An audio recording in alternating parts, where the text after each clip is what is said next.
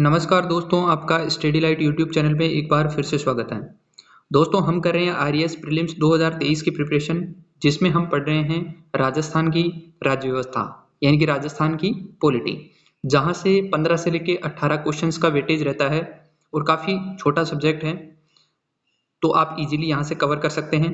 हमने राजस्थान की राज्य व्यवस्था में 3 टॉपिक कंप्लीट कर लिए हैं, जिसमें हमारा पहला था राज्यपाल यानी कि गवर्नर, दूसरा था मुख्यमंत्री चीफ मिनिस्टर और तीसरा था मंत्री परिषद यानी काउंसिल ऑफ मिनिस्टर। आज हम पढ़ने वाले हैं विधानसभा यानी कि लेजिस्लेटिव असेंबली। दोस्तों, हमारे देश में 28 राज्य हैं और देखो, मैं आपको बता दूं कि जिस प्रकार केंद्र में संसद होती है, उसी प्रकार राज्यों के अंदर विधानमंडल होता है, यानी कि संसद के 2 सदन होते हैं, लोकसभा और राज्यसभा। वैसे ही विधानमंडल के भी 2 सदन होते हैं, एक होता है विधानसभा और एक होती है विधान परिषद। लेकिन हमारे देश में 28 राज्य हैं, उन सभी राज्यों में विधानमंडल यानी कि विधानमंडल के 2 जो सदन होते हैं वो 2 सदन नहीं है। कुछ राज्य ऐसे हैं जिनमें विधानसभा और विधान परिषद ये दोनों सदस्य हैं, जबकि शेष जो राज्य हैं उनमें केवल विधानसभा है। तो राजस्थान भी एक ऐसा राज्य है जिसमें केवल विधानसभा है, विधान परिषद नहीं है। तो हम राजस्थान के रेस्पेक्ट में पढ़ रहे हैं तो विधानसभा पढ़ेंगे, विधान परिषद नहीं पढ़े। तो विधानसभा को शुरू करते हैं। देखिए दोस्तों, सबसे पहले मैं आपको बता दूं कि जो विधानसभा है उसकी जो संरचना या संगठन की बात, तो हमारे जो भारत का संविधान है उसका एक अनुच्छेद है 170। उसके अनुसार राज्य विधानसभा में अधिकतम 500 सदस्य और न्यूनतम 60 सदस्य हो, यानी कि अनुच्छेद 170 के अनुसार विधानसभा के अंदर अधिकतम 500 सदस्य हो सकते हैं और न्यूनतम 60 सदस्य हो सकते हैं। लेकिन हमारे देश में 28 राज्यों में से 3 राज्य ऐसे हैं जिनमें जो न्यूनतम सीमा है वो जो 60 है उससे कम है। वो कौन कौन से राज्य हैं? उसमें पहला जो राज्य है वो है सिक्किम, और सिक्किम के अंदर जो सदस्य सीमा है वो है 32। गोवा के अंदर है 40 और मिजोरम के अंतर्गत भी 40। तो ये 3 राज्य ऐसे हैं जिनमें जो न्यूनतम सीमा है 60 उससे कम है। सिक्किम है 32, गोवा है 40 और मिजोरम है 40। तो ये काफ़ी इंपॉर्टेंट क्वेश्चंस हैं, आपसे पूछा जा सकता है आरईएस प्रीलिम्स 2023 में कि वो कौन कौन से राज्य हैं जिनमें जो विधानसभा है उसमें न्यूनतम सीमा 60 से कम है। तो याद रखना है सिक्किम, गोवा और मिजोरम। इसके बाद में बात कर ले हैं राजस्थान के बारे में, थोड़ा इतिहास देख लेते हैं। तो राजस्थान विधानसभा की बात करें तो जो प्रथम विधानसभा थी उसका गठन किया गया था 1952 में, और उस समय जब प्रथम विधानसभा थी उसमें सदस्य जो संख्या थी वो थी 160। इसके बाद में आगे चल के 1956 में जो अजमेर था वो पहले राजस्थान में शामिल नहीं था, उसको राजस्थान में विलय कर दिया गया, और राजस्थान में विलय करने से जो सदस्य संख्या थी वो 160 से बढ़कर 190 हो गई, यानी कि जो अजमेर की 30 सीटें थी वो मिला दी गई, जिससे कि 160 प्लस 30 190 सीटें हो। दूसरी और तीसरी विधानसभा की बात करें तो उसमें सदस्य संख्या 176 थी। चौथी व पांचवी विधानसभा में सदस्य संख्या बढ़कर 184 कर दी गई। इसके बाद में छठी विधानसभा 1977 में सदस्य संख्या 200 कर दी गई, 184 से बढ़कर 200 कर दी गई। छठी विधानसभा से लेके वर्तमान में 15वीं विधानसभा चल रही है। 15वीं विधानसभा तक विधानसभा में जो सदस्य संख्या है वो 200 ही है, और ये जो संख्या 200 है वो 2026 तक स्थिर है, यानी 2026 तक इसमें कोई भी बदलाव नहीं किया जाएगा। 200 सीटें हैं तो 200 सीटें ही रहेगी। ये कुछ छोटा सा इतिहास था। अब बात कर लेते हैं विधानसभा के अंदर आरक्षण की, यानी कि रिजर्वेशन की। आपसे पूछा जाए कि जो राजस्थान के अंतर्गत विधानसभा है उसमें 200 सीटें हैं, उन 200 सीटों में से कितनी सीटें आरक्षित है, तो आपको बताना है 59 सीटें आरक्षित हैं। अब इन 59 सीटों में भी 34 तो है एससी की और 25 हैं एसटी की। याद रखना है, बहुत इंपॉर्टेंट है। 59 सीटें आरक्षित हैं जिनमें से एससी की हैं 34 और एसटी की हैं 25। डूंगरपुर, बांसवाड़ा और प्रतापगढ़ ये 3 जिले ऐसे हैं जिनकी सभी सीटें एससी हेतु आरक्षित है। एससी हेतु क्या है? आरक्षित है। 3 जिले आपको याद रखने हैं, डूंगरपुर, बांसवाड़ा और प्रतापगढ़। इन सभी जिलों में जो सभी सीटें हैं एससी हेतु आरक्षित हैं, यानी कि इसमें सभी सीटें किसकी है? एससी की हैं, शेड्यूल कास्ट की। एसी हेतु सर्वाधिक आरक्षित सीटें जयपुर में। दोस्तों जैसे मैंने बताया कि एसी की सीटें 34 हैं, इन 34 सीटों में सर्वाधिक जो सीटें हैं वो जयपुर में हैं जो कि 19 हैं, ठीक है। और अगर न्यूनतम की बात करें तो वो है प्रतापगढ़ के अंतर्गत 2। राजसमंद व जैसलमेर जिले में विधानसभा की सीटें अनारक्षित हैं यानी अनरिजर्व हैं। एक इंपॉर्टेंट फैक्ट है कि एंग्लो इंडियन आरक्षण 104वें संविधान संशोधन 2019 के द्वारा समाप्त कर दिया गया। 2019 से पहले 2 सदस्य केंद्र में यानी संसद में भी और विधानमंडल यानी विधानसभा में भी क्या किए जाते थे, मनोनीत किए जाते थे। एंग्लो इंडियन सदस्यों को मनोनीत किया जाता था, 2 सदस्य ऐसे होते थे। लेकिन 2019 में एक संविधान संशोधन हुआ 104वां। उस 104वें संविधान संशोधन के तहत संसद और विधानसभा दोनों में ही एंग्लो इंडियन का जो आरक्षण था उसको समाप्त कर दिया गया। तो आपसे पूछा जा सकता है कि एंग्लो इंडियन का जो आरक्षण है वो किस संविधान संशोधन के तहत समाप्त किया गया, तो आपको बताना है सॉरी 104वें संविधान संशोधन 2019 के द्वारा। अब बात करें विधानसभा के कार्यकाल की, तो वो होता है 5 वर्ष का कार्यकाल। 5 वर्ष तक इसका कार्यकाल रहता है विधानसभा का। अब बात कर लेते हैं एमएलए यानी मेंबर ऑफ लेजिस्लेटिव असेंबली हेतु योग्यता, यानी कि विधानसभा का सदस्य बनने के लिए किसी व्यक्ति में क्या क्या योग्यताएं होनी चाहिए। सबसे पहले तो वो भारत का नागरिक होना चाहिए, उसकी जो न्यूनतम आयु है वो 25 वर्ष होनी चाहिए, लाभ के पद पर वो काम ना करे, और इसके बाद में है संसद द्वारा निर्धारित अन्य योग्यताएं, यानी संसद इनके अलावा भी कोई अन्य योग्यताएं निर्धारित कर सकती है किसी एमएलए के लिए। ये थी योग्यताएं। अब बात कर लेते हैं एमएलए हेतु अयोग्यता, यानी एक एमएलए को किस प्रकार हटाया जा सकता है या किस प्रकार उसको अयोग्य घोषित किया जा सकता है।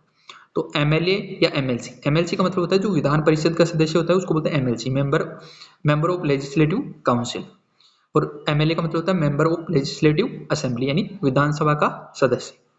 इन दोनों पद हेतु धारण करने अगर यदि कोई व्यक्ति एमएलए और एमएलसी यानी विधानसभा और विधान परिषद दोनों का सदस्य बन जाता है तो उसकी जो एमएलए की जो विधानसभा की जो सीट है वो खाली कर दी जाती या उसको अयोग्य घोषित कर दिया जाता है। इसके अलावा एमएलए व एमपी दोनों अगर पद धारण कर ले तो भी उसको अयोग्य घोषित कर दिया जाता है, यानी कि वो विधानसभा का भी सदस्य बन जाए और मेंबर ऑफ पार्लियामेंट यानी संसद का भी सदस्य बन जाए। इसके अलावा दिवालियापन हो जाए तो अयोग्य घोषित हो जाएगा। अनुच्छेद 191 के क्लोज 2 के तहत दल बदल के मामले में यदि अयोग्य हो जाए तो भी, दल बदल का मतलब होता है कि वो एक पार्टी को छोड़कर दूसरी पार्टी में चला जाए तो उसको बोला जाता है दल बदल, जो कि 52वें संविधान संशोधन के तहत हमारे भारत के संविधान में जोड़ा गया, वो भी 10वीं अनुसूची के अंतर्गत। 52वें संविधान संशोधन द्वारा 10वीं अनुसूची में दल बदल कानून जोड़ा गया, जिसके तहत यदि कोई संसद या विधानसभा का सदस्य एक पार्टी को छोड़कर दूसरी पार्टी में जाता है तो उसको दल बदल के तहत अयोग्य घोषित कर दिया जाता है। इसके अलावा 60 दिवस तक यदि विधानसभा अध्यक्ष की पूर्व अनुमति के बिना अनुपस्थित रहता है, यानी विधानसभा के अध्यक्ष की बिना अनुमति के कोई सदस्य 60 दिन तक विधानसभा में अनुपस्थित रहता है तो उसको अयोग्य घोषित कर दिया जाता है।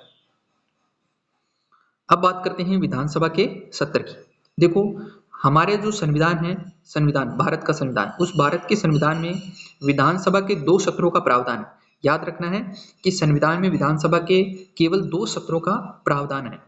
विधानसभा के 2 सत्रों में न्यूनतम 60 बैठक होना अनिवार्य है, यह हमारे संविधान में है। लेकिन हम राजस्थान की विधानसभा पढ़ने तो राजस्थान की जो विधानसभा है उसमें कुल 3 सत्र बुलाए जाते हैं।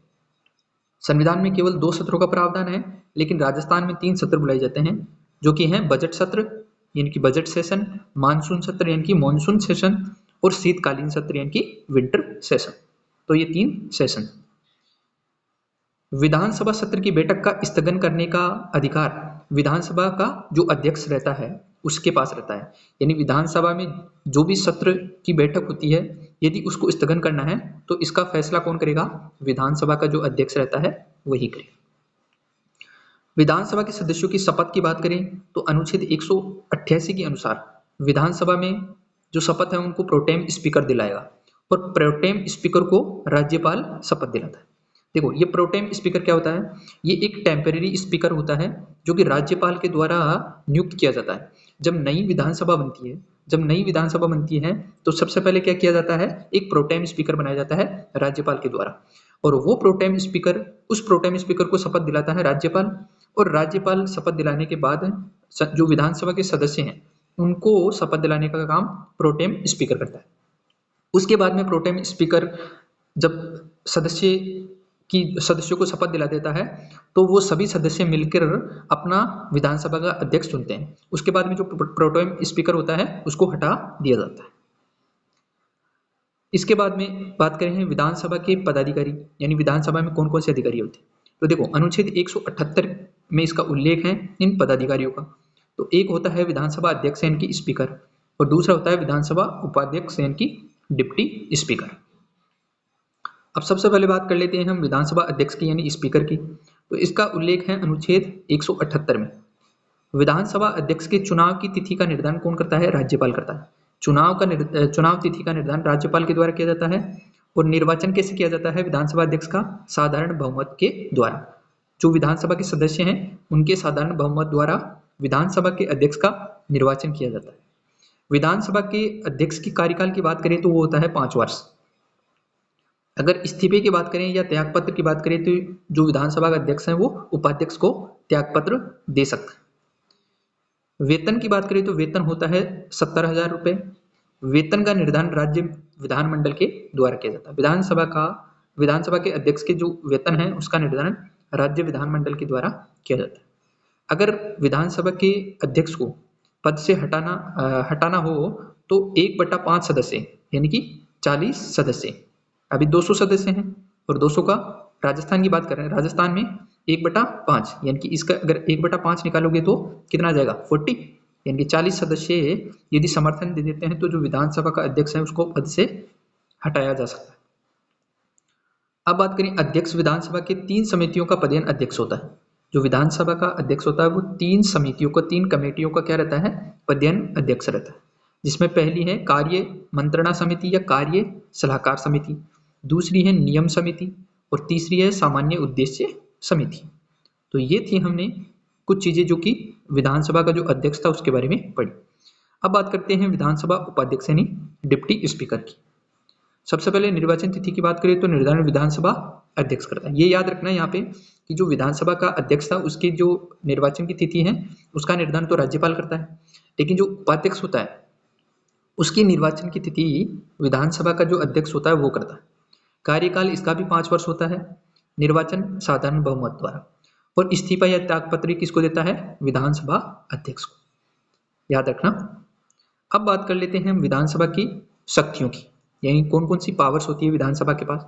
तो सबसे पहले हम बात करेंगे विधायी शक्तियों की, यानी कि जो कानूनी शक्तियां होती हैं उनकी। विधानसभा परिषद किसी साधारण विधेयक को अधिकतम 4 माह तक रोक सकती है। ये केवल साधारण विधेयक की बात हो रही है, उसको अधिकतम 4 माह तक रोक सकती है, लेकिन पहली बार में केवल 3 माह के लिए तथा दूसरी बार में 1 माह के लिए, टोटल 4 माह तक रोक सकती है, जिसमें पहली बार में 3 मंथ तक और दूसरी बार में 1 मंथ तक। 4 गैर सरकारी विधेयक भी पास हो चुके हैं। देखो गैर सरकारी सदस्य का मतलब होता है, देखो कुछ जो विधानसभा के सदस्य होते हैं वो मंत्री होते हैं। यदि मंत्रियों के द्वारा अगर विधेयक लाया जाता है तो उसको बोलते हैं सरकारी विधेयक, और मंत्री के अलावा जितने भी सदस्य होते हैं उनके द्वारा अगर विधेयक लाया जाता है तो उसको बोलते हैं गैर सरकारी विधेयक। तो राजस्थान में अब तक जो विधानसभा है उसके अंतर्गत कितने गैर सरकारी विधेयक ला चुके हैं, 4, यानी कि 4 पास हो चुके हैं। तो ये थी विधायी शक्तियां। अब बात करते हैं वित्तीय शक्तियों की, यानी कि फाइनेंशियल पावर्स की। धन विधेयक सर्वप्रथम विधानसभा में रखा जाता है। जिस प्रकार संसद के अंदर लोकसभा में रखा जाता है उसी प्रकार राज्य के अंतर्गत जो धन विधेयक होता है वो विधानसभा में रखा जाता है। इसके अलावा अनुदान की मांग पर अगर मतदान करना हो तो वो भी विधानसभा के पास शक्ति है। विधान परिषद धन विधेयक को केवल 14 दिवस तक रोक सकती है। जिस प्रकार राज्यसभा जो संसद है उसके अंतर्गत 14 दिन तक रोक सकती है, उसी प्रकार विधान परिषद भी धन विधेयक को, केवल धन विधेयक की बात हो रही है, धन विधेयक को अधिकतम 14 दिवस तक रोक सकती है। इसके अलावा बात करें शक्तियों की तो मंत्रिपरिषद पर नियंत्रण भी विधानसभा करती है। जैसे कि ध्यान आकर्षण प्रस्ताव, कार्य स्थगन प्रस्ताव, निंदा प्रस्ताव और विभिन्न प्रकार के प्रश्न पूछकर मंत्री परिषद पर क्या रखती है, कंट्रोल रखती है। अब कुछ इंपॉर्टेंट प्रस्ताव हैं जिनकी बात करते हैं। तो इसमें पहला है अविश्वास प्रस्ताव। देखो, अविश्वास प्रस्ताव बात करें तो यह है विधानमंडल के नियम 132 के अंतर्गत इसका उल्लेख है। सर्वप्रथम विधानसभा में ही पेश किया जाता है। ध्यान रखना, अविश्वास प्रस्ताव सरकार के खिलाफ लाया जाता है और सरकार के खिलाफ लाने के कारण इसको विधानसभा में ही पेश किया जाता है। राजस्थान विधानसभा में 13 बार अविश्वास प्रस्ताव पेश हो चुका है। याद रखना है कि अब तक राजस्थान विधानसभा में 13 बार अविश्वास प्रस्ताव पेश हो चुका है। ध्यान रखना कि जो अविश्वास प्रस्ताव है वो विपक्ष के द्वारा लाया जाता है। सर्वप्रथम अगर जो अविश्वास प्रस्ताव लाया गया था वो श्री टीकाराम पालीवाल के खिलाफ लाया गया था 1952 में। तो ये भी आप याद रखना है कि जो पहला अविश्वास प्रस्ताव है वो श्री टीकाराम पालीवाल के खिलाफ 1952 में लाया गया था। और अंतिम अविश्वास प्रस्ताव की बात करें तो वो श्री हरिदेव जोशी 1995 में लाया गया था, जो कि 2 बार लाया गया था। अगर सर्वाधिक बार अविश्वास प्रस्ताव की बात करें तो वो श्री मोहनलाल सुखाड़िया के खिलाफ लाया गया है, जो कि 6 बार लाया गया, जिसमें से जो तीसरी विधानसभा है उसी में लाया गया है 5 बार। जो तीसरी विधानसभा है उसी में लाया गया है 5 बार और टोटल 6 बार लाया गया। अब बात करते हैं हम विश्वास प्रस्ताव की। तो जो अविश्वास प्रस्ताव था वो विपक्ष के द्वारा लाया जाता है और जो विश्वास प्रस्ताव है वो जो बहुमत प्राप्त दल रहता है उसके द्वारा लाया जाता है, यानी सरकार के द्वारा लाया जाता है। विश्वास प्रस्ताव की बात करें तो ये नियम 132 ए में दिया गया है। जो अविश्वास प्रस्ताव था वो नियम 132 में है और ये नियम 132 की क्लोज ए में दे रखा है। ये मुख्यमंत्री के द्वारा लाया जाता है। 1990 में 9वीं विधानसभा में श्री भैरों सिंह शेखावत के द्वारा 2 बार विश्वास प्रस्ताव लाया गया था। 1993 में 10वीं विधानसभा में श्री भैरों सिंह शेखावत के द्वारा 1 बार लाया गया था। 2009 में 13वीं विधानसभा में श्री अशोक गहलोत के द्वारा 1 बार लाया गया था और 2020 में 15वीं विधानसभा, यानी कि अभी वर्तमान में 15वीं विधानसभा चल रही है, तो उसमें श्री अशोक गहलोत के द्वारा 1 बार लाया गया। तो ये आपको याद रखना है कि 2020 में जो 15वीं विधानसभा है उसमें 1 बार विश्वास प्रस्ताव लाया गया। और याद रखना, यदि विश्वास प्रस्ताव विधानसभा में पारित नहीं होता है तो सरकार को इस्तीफा देना पड़ता है। अब कुछ इंपॉर्टेंट हम फैक्ट्स हैं उनकी भी बात कर लेते हैं।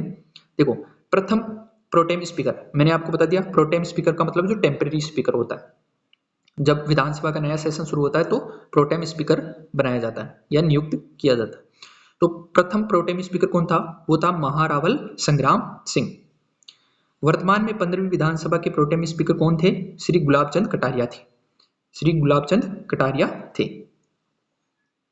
इसके अलावा पूनम चंद बिश्नोई कुल 3 बार प्रोटेम स्पीकर बनी है, जो कि सबसे अधिक बार।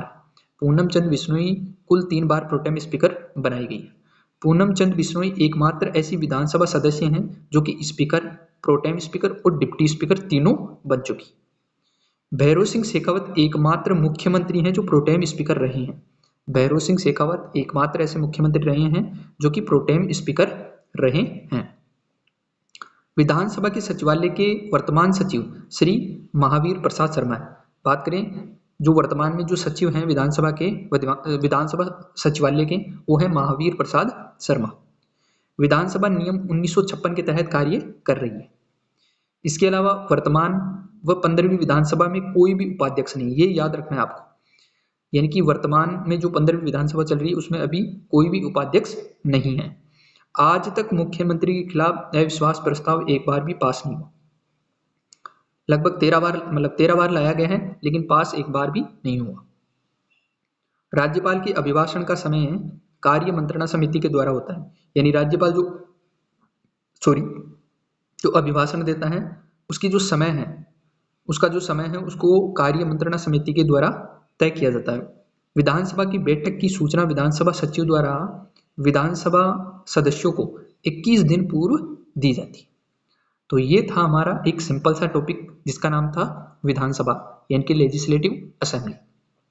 आई होप कि आपको अच्छे से समझ में आया होगा। तो दोस्तों, आपको स्टडी लाइट यूट्यूब चैनल को सब्सक्राइब कर लेना है, क्योंकि यहाँ पे मैं आपको जैसे जिस प्रकार भारत की अर्थव्यवस्था मैंने कंप्लीट करवाई है, उसी प्रकार राजस्थान की अर्थव्यवस्था भी मैं कंप्लीट करवाने वाला हूँ। ये आज हमारा चौथा टॉपिक कंप्लीट हो गया। तो मिलते हैं अगले टॉपिक में, तब तक के लिए धन्यवाद दोस्तों, और चैनल को सब्सक्राइब करना ना भूलें।